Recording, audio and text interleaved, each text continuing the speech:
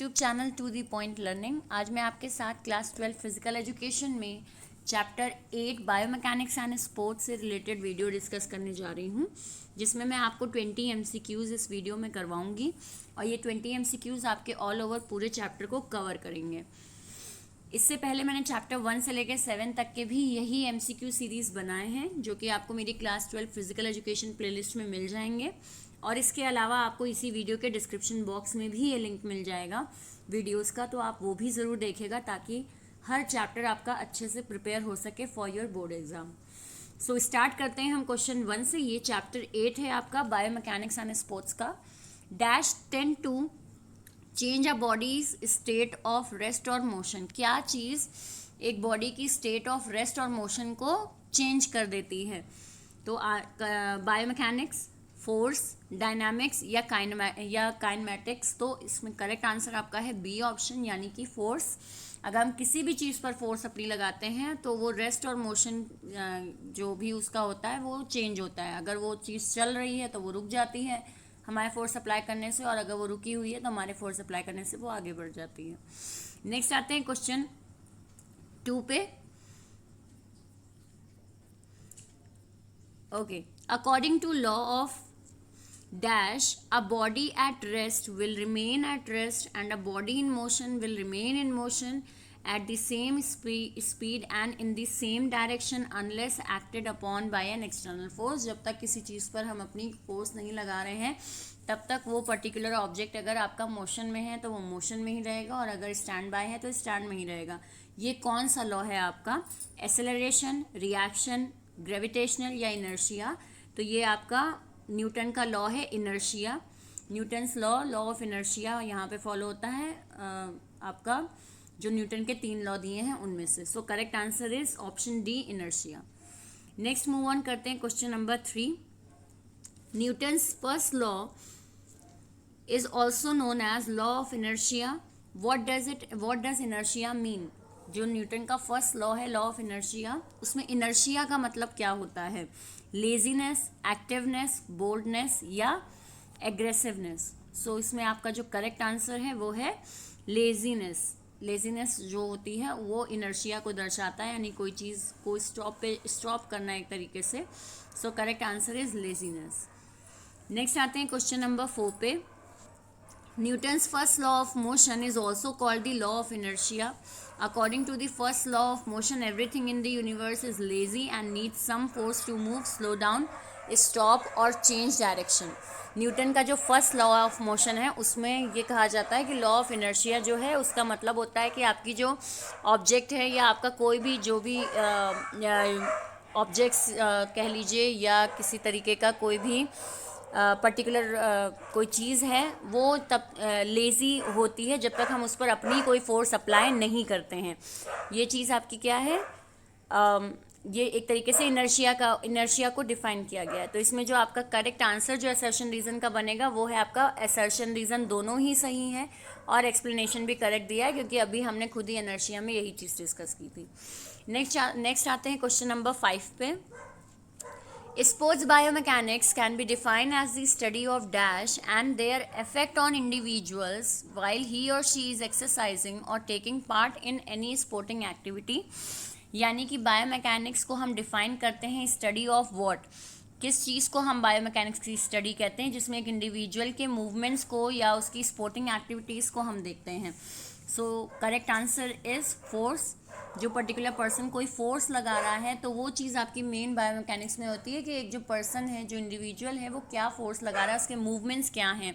तो ये चीज़ आपकी क्या शो करती है? बायोमैकेनिक्स। नेक्स्ट आते हैं क्वेश्चन नंबर 6 पे। Why does the teacher brings the student to physics lab for biomechanics class? अगर एक टीचर अपने स्टूडेंट्स को फिजिक्स लैब ले जा रहा है बायोमैकेनिक्स की क्लास के लिए, तो वो ऐसा क्यों कर रहा है? It deals with the physics principles, it deal with biological principle या biology principle, it combines biology and physics principal.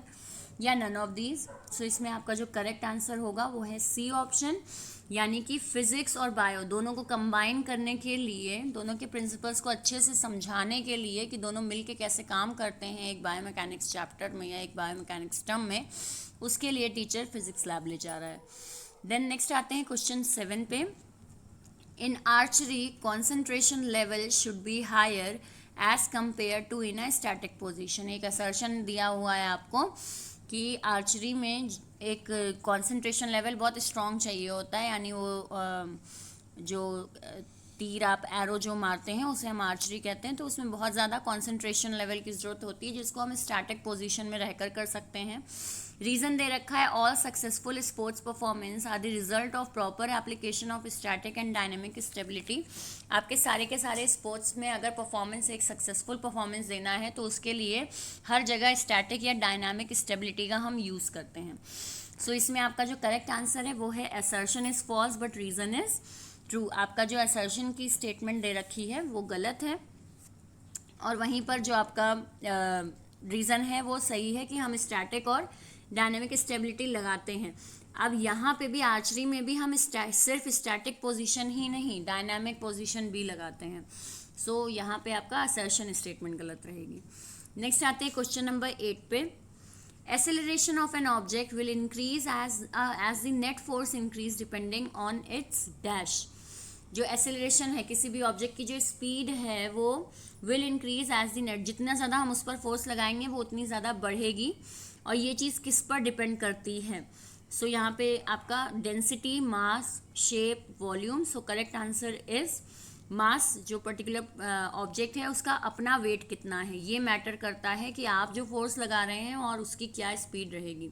यानी कि किसी भी चीज़ की स्पीड को डिफाइन करने के लिए हम पर्टिकुलर ऑब्जेक्ट का मास यानी उसका वेट कितना है और हम किसी ऑब्जेक्ट पे फोर्स क्या लगा रहे हैं वो भी मैटर करती है। सो ये दो चीज़ें। नेक्स्ट आते हैं क्वेश्चन नंबर 9 पे। Enlarge base of support and body weight increase. अगर हम बेस ऑफ सपोर्ट को बढ़ा देते हैं और बॉडी का वेट इंक्रीज करते हैं तो इससे क्या होगा। सो यहाँ पे आपका करेक्ट आंसर जो है वो है स्टेबिलिटी। एक ऑब्जेक्ट में स्टेबिलिटी आएगी जितना ज़्यादा बेस उसका ज़्यादा होता है, जितनी ज़्यादा चौड़ी जगह मिलेगी किसी ऑब्जेक्ट को रखने के लिए या उसको टिकने के लिए तो उतना ही ज़्यादा वो ऑब्जेक्ट आपकी स्टेबल रहेगी। सो correct answer is stability. Next आते हैं क्वेश्चन नंबर 10 पे। Assertion: a batsman can play variety of shots with perfection due to static and dynamic stability। एक बैट्समैन जो है वो अच्छे से अपने सारे शॉट्स अपने स्पोर्ट्स में लगा पा रहा है उसकी स्टैटिक और डायनामिक स्टेबिलिटी की वजह से। वहीं पे enlarge base of support and lower the centre of gravity increase stability. और वहीं पर अगर बेस ऑफ सपोर्ट वो अपना बढ़ा रहा है और सेंटर ऑफ ग्रेविटी को कम कर रहा है तो इससे उसकी स्टेबिलिटी और ज़्यादा बढ़ रही है। सो यहाँ पे दोनों ही स्टेटमेंट्स आपकी बिल्कुल सही हैं। Both assertion and reason are true and reason is the correct explanation. ऊपर हमने डायनामिक स्टेबिलिटी और स्टैटिक स्टेबिलिटी की बात की है और नीचे भी हमने उसका रीज़न दिया है कि किस तरीके से वो जो बंदा है या वो जो पर्सन है वो अपनी स्टेबिलिटी को बढ़ा कैसे रहा है। सो बिल्कुल सही है, आपका ए ऑप्शन सही रहेगा यहाँ पे। नेक्स्ट आते हैं क्वेश्चन 11 पे। Dash is the state of no acceleration of body. किस स्टेट को हम कहते हैं कि कोई एक्सेलरेशन नहीं हो रहा है किसी बॉडी में। सो करेक्ट आंसर आपका इक्विलिब्रियम होता है। स्टैटिक पे टिक मत लगा दीजिएगा, स्टैटिक यहाँ नहीं आंसर होगा। यहाँ कहा जा रहा है नो एक्सेलरेशन, यानी कि कोई भी चीज़ अपनी जगह से मूव नहीं कर रही, यानी वो अपने बैलेंस्ड अपने इक्विलिब्रियम फॉर्म में है। सो इक्विलिब्रियम का मतलब ही होता है कि आप दोनों फोर्सेस को कैंसिल आउट करते हो। सो करेक्ट आंसर आपका ए ऑप्शन रहेगा। नेक्स्ट आते हैं क्वेश्चन नंबर 12 पे। Archery and shooting are the examples of. Archery और शूटिंग किस चीज़ का एग्जाम्पल है आपका। स्टैटिक इक्विलिब्रियम, पावर, कॉन्सेंट्रेशन या फिर फोकस। सो करेक्ट आंसर जो है आपका वो स्टैटिक इक्विलिब्रियम का है, यानी कि एक इस इक्विलिब्रियम हम अचीव करते हैं और वो स्टैटिक इक्विलिब्रियम होती है बिकॉज दोनों में ही आपका एक आपको बैलेंस्ड फॉर्मेशन बनाना होता है, तब जाके आप शूटिंग या आर्चरी खेल सकते हैं। नेक्स्ट आते हैं क्वेश्चन नंबर 13 पे। असर्शन दे रखा है centre of gravity of an individual is the point at which all the weight और मास ऑफ बॉडी में be consider to be concentrated. Centre of gravity अगर किसी इंडिविजुअल की हम डिफाइन कर रहे हैं तो वो उसके वेट से उसके मास से डिफाइन होती है कि उसका वेट और उसकी बॉडी कितनी ज़्यादा किस तरह की है, तो उसकी सेंटर ऑफ ग्रेविटी डिफाइन होती है। रीज़न हमें दे रखा है, centre of gravity is a point where three primary planes and axis intersect each other. जो आपका सेंटर ऑफ ग्रेविटी है उसमें तीन तरह के प्लेन्स और एक्सिस वगैरह होते हैं, जिसकी वजह से हमारी सेंटर ऑफ ग्रेविटी मेंटेन होती है। तो बिल्कुल ऐसा ही है, सेंटर ऑफ ग्रेविटी जो है वो हमारे तीन प्लेन्स से डिफाइन होती है। एक डायग्राम भी इसका आपके बुक में दे रखा है जहाँ पे सेंटर ऑफ ग्रेविटी के बारे में बताया है। तो आपका बिल्कुल सही आंसर, किसी भी पर्टिकुलर पर्सन की बॉडी को अगर हम सेंटर ऑफ ग्रेविटी के हिसाब से देखते हैं तो हम उन्हें थ्री प्लेन्स या थ्री एक्सिस पे डिफाइन करते हैं। तो करेक्ट है आपका, both assertion reason is true and with correct explanation. Next आते हैं क्वेश्चन नंबर 14 पे। आइडेंटिफाई द लोकेशन और point where the intersection of three axis and planes occurs. कौन से आपका ऐसा पॉइंट या लोकेशन है जहाँ पे आपके तीनों पॉइंट या प्लेन्स आपस में क्रॉस करते हैं, एक दूसरे को इंटरसेक्ट करते हैं। सो correct answer is centre of gravity, उसे हम कहते हैं जहाँ पे किसी भी पर्सन के जो थ्री प्लेन्स होते हैं उनको आपस में इंटरसेक्ट किया जाता है। तो सेंटर ऑफ ग्रेविटी की डेफिनेशन है ये एक तरीके से। नेक्स्ट आते हैं क्वेश्चन नंबर 15 पे। Newton second law is also known as, Newton second law को हम और किस नाम से जानते हैं? Law of reaction, law of inertia, law of acceleration, या none of these. So your correct answer is law of acceleration कहते हैं हम न्यूटन के थर्ड लॉ को। So C is the correct answer. Next आते हैं क्वेश्चन नंबर 16 पे। What is the relationship between mass and force? Mass और फोर्स के बीच क्या रिलेशन है? Directly proportional, no relationship, inversely proportional, या both A and C. So इसमें आपका करेक्ट आंसर जो है वो डायरेक्टली प्रोपोर्शनल है, यानी दोनों का एक दूसरे से बिल्कुल डायरेक्ट रिलेशन है। जितना ज़्यादा किसी चीज़ का मास होगा, आपको फोर्स भी उतनी ज़्यादा ही उस ऑब्जेक्ट पे लगाना पड़ेगा। यानी बॉडी का वेट अगर ज़्यादा है तो आपको फोर्स ज़्यादा लगानी पड़ेगी, बॉडी का वेट कम है तो आप कम फोर्स लगाएंगे। नेक्स्ट आते हैं क्वेश्चन नंबर 17 पे। Friction can be increase by which of the following. हम फ्रिक्शन किन चीज़ों से बढ़ा सकते हैं? किस चीज़ से हम फ्रिक्शन को डिफाइन करते हैं, या फ्रिक्शन किस चीज़ से बढ़ जाती है? स्मूथ सरफेस, ड्राई और rough surface, decrease the weight, all of these. So correct answer जो है ड्राई और रफ सरफेस। अगर आपकी ड्राई और रफ सरफेस है कोई, तो उसमें फ्रिक्शन आपका ज़्यादा होगा। हाँ, क्योंकि फ्रिक्शन एक तरीके से आपकी रुकावट होती है, यानी कि आपकी कोई भी ऑब्जेक्ट स्लांटली मूव ना कर पाए, तो उसको हम क्या कहते हैं? फ्रिक्शन पैदा करना। तो फ्रिक्शन आपका बढ़ जाएगा अगर आपकी ड्राई और रफ सरफेस रहेगी किसी भी ऑब्जेक्ट की। देन आते हैं नेक्स्ट पे क्वेश्चन नंबर 18 पे। A high jumper can jump high off a solid surface because it opposes his or her body with as much force as he or she is able to generate. अगर एक person किसी ऐसी solid surface की मदद से कूदता है, यानी अगर आप किसी ज़मीन पर कूद रहे हैं तो आपकी बॉडी आपको वापस फोर्स देती है ऊपर तक जंप करने के लिए। अगर आप किसी बालू पे कूदें, या आपसे कहा जाए, आपको बालू पे रख के कहा जाए कि इस पे जंप करो, आप उतना अच्छा जंप नहीं कर पाएंगे। ये चीज़ क्या है कि वहाँ पे आपको लौट के फोर्स ज़मीन की नहीं मिलेगी अच्छे से कूदने के लिए।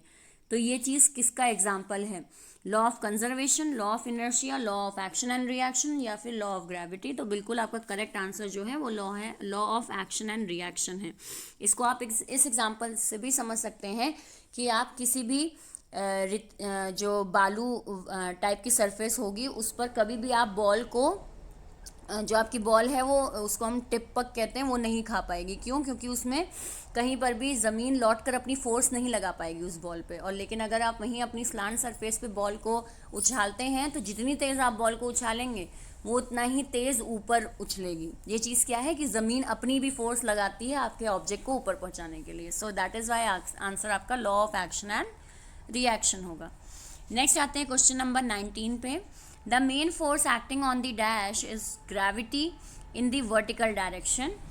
यानी कि अगर किसी चीज़ पर आप वर्टिकल डायरेक्शन में अपनी ग्रेविटी को यूज़ कर रहे हैं तो उस चीज़ को, उस फोर्स को हम क्या कहते हैं? सो यहाँ पे करेक्ट आंसर है आपका प्रोजेक्टाइल। ये प्रोजेक्टाइल की डेफिनेशन एक तरीके की आपको दे रखी है कि the main force acting on the projectile. आप किसी चीज़ पर अपनी फोर्स जो लगा रहे हैं और वो वर्टिकल डायरेक्शन में जा रही है तो वो क्या बनाती है, उस डायरेक्शन को हम क्या कहते हैं? प्रोजेक्टाइल कहते हैं। नेक्स्ट आते हैं question 20। Identify the factors which affect projectile trajectory. Projectile trajectory को अफेक्ट करने वाली कौन से आपके फैक्टर्स हैं? तो करेक्ट आंसर जो आपका है वो होगा all of these. Propelling force, बिल्कुल, फोर्स ऑफ ग्रेविटी और एंगल ऑफ रिलीज, ये तीनों ही आपके आएंगे, तो उसे हम क्या कहेंगे? ऑप्शन डी आपका ऑल ऑफ दीज रहेगा। प्रोजेक्टाइल ट्रेजेक्टरी का मतलब होता है अगर हम किसी बॉल को फेंक रहे हैं, किसी भी चीज़ को हम फेंक रहे हैं, तो वो कितनी दूर जा रही है, हमने किस फोर्स से फेंका है, ये सारी चीज़ें, यानी कि जितना डिस्टेंस वो बॉल कवर कर रही है हमारी फोर्स लगाने से, तो उस पूरे एरिया को हम क्या कहते हैं? प्रोजेक्टाइल ट्रेजेक्टरी कहते हैं। तो वहाँ पे हम क्या फोर्स लगा रहे हैं वो भी मैटर करता है, ग्रेविटी कैसी है वो भी मैटर करता है, किस डायरेक्शन से हमने बॉल को फेंका है वो भी मैटर करता है। सो इसीलिए आपका ऑल ऑफ दीज आंसर रहेगा। बाकी अगर प्रोजेक्टाइल के टॉपिक पे कोई दिक्कत आपको है तो मैंने क्लास 12 फिजिकल एजुकेशन की प्लेलिस्ट में आपको प्रोजेक्टाइल का एक सेपरेट टॉपिक है, वहाँ पे समझाया है कि प्रोजेक्टाइल क्या होता है और उसके फैक्टर्स क्या क्या अफेक्ट करते हैं। तो अगर कहीं किसी टॉपिक में कोई कन्फ्यूजन है तो आप उस प्लेलिस्ट में जाकर ज़रूर देखिए। और वैसे भी आपको क्लास 12 फिजिकल एजुकेशन में मेरे जितने आपके क्लास 12 के चैप्टर हैं उन सबके टॉपिक वाइज वीडियोस मिल जाएंगे, तो आप वहाँ से हर एक टॉपिक को या जो भी टॉपिक आपको कन्फ्यूजन है आप वहाँ से उसे देख सकते हैं। तो आज के लिए ये 20 क्वेश्चंस ही करवाएंगे from biomechanics chapter. Next video में मैं चैप्टर 9 आपको 9 के MCQs करवाऊंगी, जिसमें साइकोलॉजी चैप्टर है आपका। तो उसके लिए चैनल को सब्सक्राइब ज़रूर कर लें, बेल आइकन पर ज़रूर क्लिक करें अगर अभी तक नहीं किया है आपने, ताकि मैं जैसे ही वीडियो अपलोड करूँ वो आप तक पहुँचे। बाकी और कोई आपकी क्वेरी है तो कमेंट सेक्शन में ज़रूर लिखें। इसके साथ ही अगर वीडियो आपको हेल्पफुल लगा हो तो लाइक का बटन ज़रूर क्लिक करें।